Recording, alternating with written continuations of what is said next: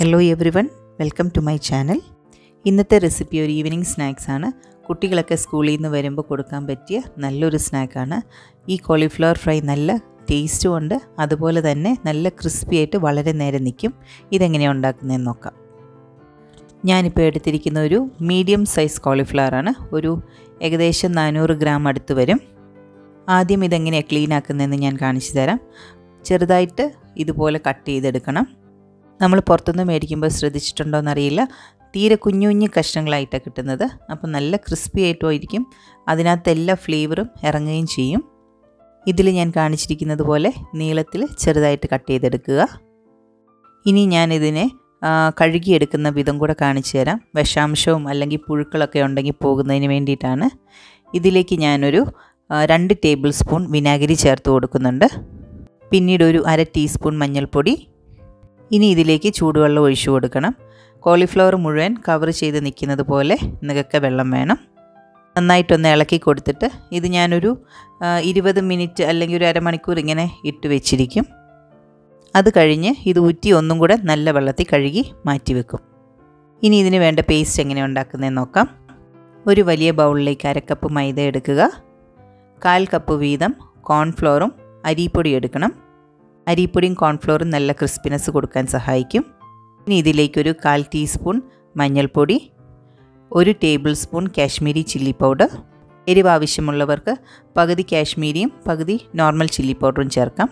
ഇനി ഇതിലേക്ക് 1/2 table spoon soya sauce, 2 table spoon tomato sauce, 1 teaspoon lemon juice എന്നിവ ചേർത്ത് കൊടുക്കുക.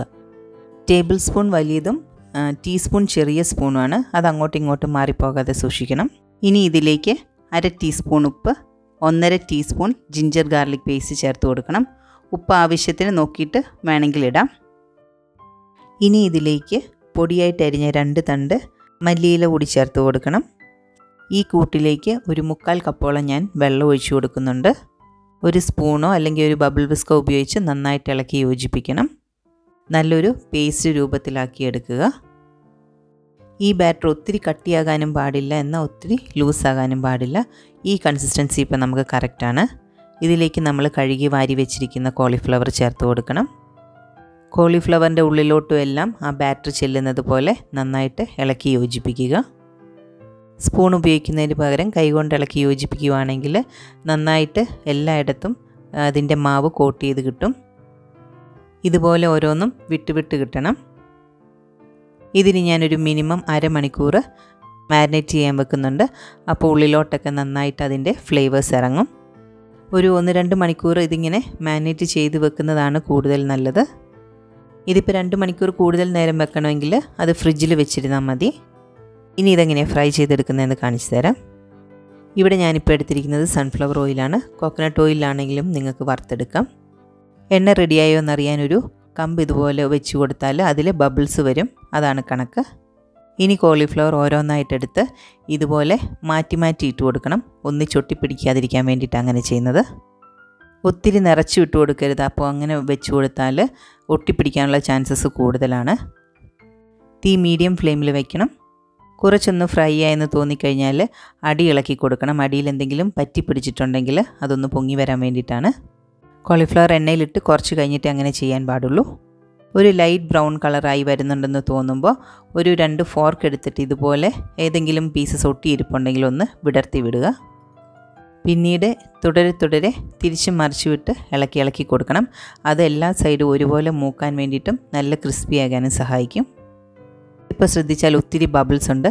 ഇത് ഫ്രൈ ആയി വരുന്തോറും ആ ബബിൾസിൻ്റെ എണ്ണം കുറയും. ഇതിപ്പം റെഡിയായി വരുന്നുണ്ട്. ഒരു ലൈറ്റ് ബ്രൗൺ കളറൊക്കെ ആയിട്ടുണ്ട്. നമുക്ക് ഇതിനി എണ്ണയിൽ നിന്ന് കോരിയെടുക്കാം. റെഡിയായോ എന്നറിയണമെങ്കിൽ ഇങ്ങനെ എണ്ണയിൽ നിന്ന് കോരിയെടുക്കുമ്പോൾ തന്നെ ഒന്ന് ഇങ്ങനെ ഇളക്കി നോക്കിയാൽ നല്ല കിരികിരാന്നുള്ള ഒച്ച കേൾക്കും.